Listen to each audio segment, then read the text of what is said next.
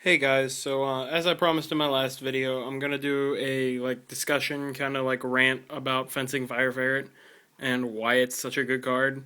For those of you who don't know about fencing Ferret, he's a common out of Judgment of Light. Um, he basically what he says is when this card is destroyed and sent to the graveyard, target one face-up monster your opponent controls. Destroy that target. And if you do, inflict 500 damage to your opponent. He's a level 4 fire beast, 1700 attack, 600 defense. The reason he is such an amazing card is he is he's kind of like Snowman Eater, in which that he's gonna dispose of problems that get in the way. He occurs in damage calculation if he's flip face when he's destroyed by battle. So you can trigger him in damage calc and get things like Ophion and other stuff off the board.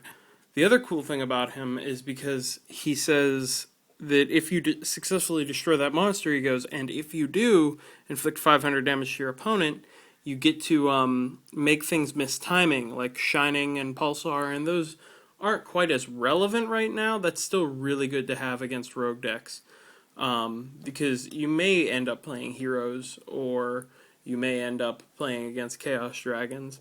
Probably not Chaos Dragons, but anyhow, another deck that he is he's an amazing side deck card, period, because you can work him in just about anything that works around the theme of like Beast and Beast Warrior, anything that works around fire, anything that works around level 4s, because then you can use him as an Xyz material if you need to.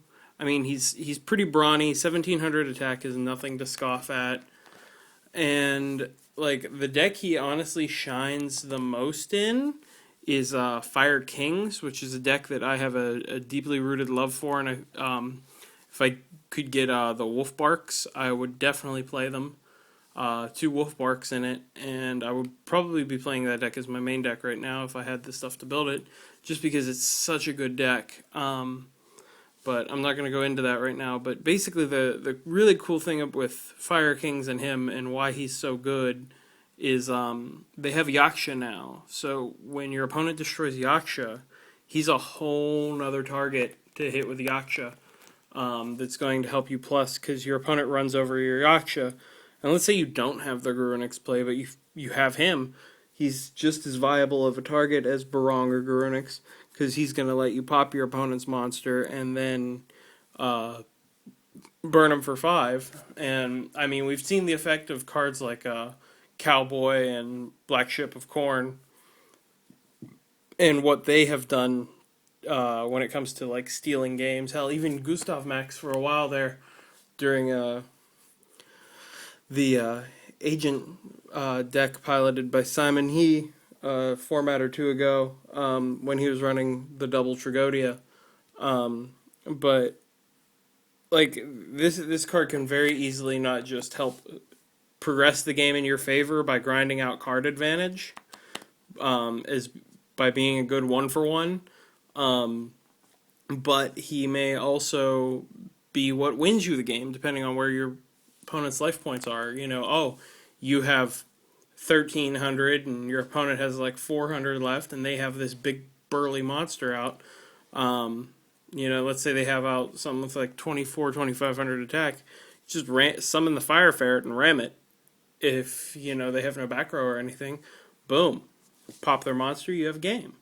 So it's just a really good card. I highly recommend this as a side deck card for pretty much every deck, especially decks that get stopped by a specific monster. Like dragons get stopped by Ophion really hard, obviously. So plus you can discard him with Blaster, or you can set him and let their Ophion run into it. And he's just as good as Snowman Eater. His only con is Snowman Eater could survive the 1900 attack from a, Thunder King or Doom, or 1900 beater of some kind, but with Thunder King at 1 and 1900 beaters really aren't just being played. And like the only deck that plays a 1900 beater is Evil Swarms, and that's a 1950 beater. So, but yeah, I highly recommend side decking at least two of this card. It's a really good card. Try it out. Check this card out. I'm sure you'll love it.